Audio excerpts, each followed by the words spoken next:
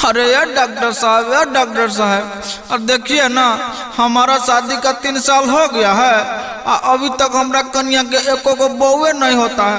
कैसे होगा? अरे डॉक्टर हम है ना, आप घबराइए मत, अपना घर वाली के भेजिए अंदर और आप जाइए बाहर।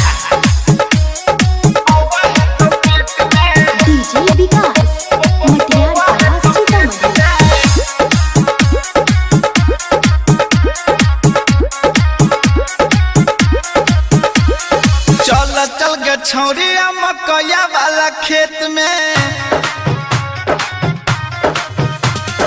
एक नंबर सुइया देबो बउआ है तो पेट में।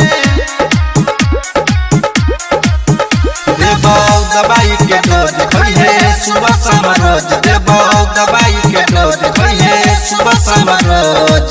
कमी नहीं करिए छौरी तू टॉबलेट में। चल के छौरिया मकैया वाला खेत में, आ एक नंबर सुइया देबो बउआ है तो पेट में।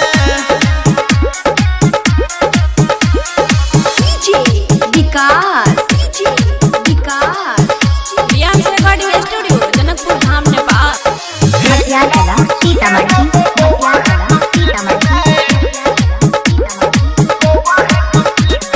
हमर वाला डोज जब लाग जतोगे, सब दुख छोड़ी तोहर भाग जतोगे।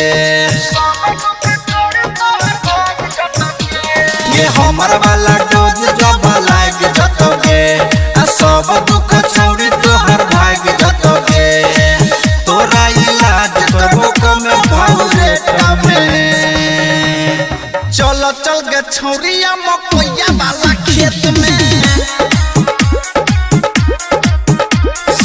एक नंबर सुइया देबो बउआ हो तो पेट में।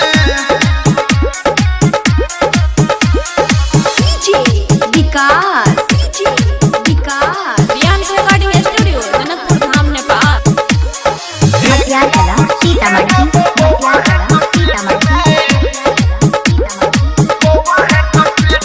एक बेर में छौरी तोहर भ जतो काम, आहे तो जब बउआ तो बोली है हमर नाम।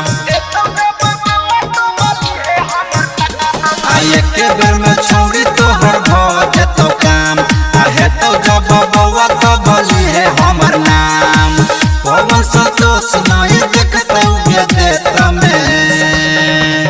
चल के छौरिया मकैया वाला खेत में, एक नंबर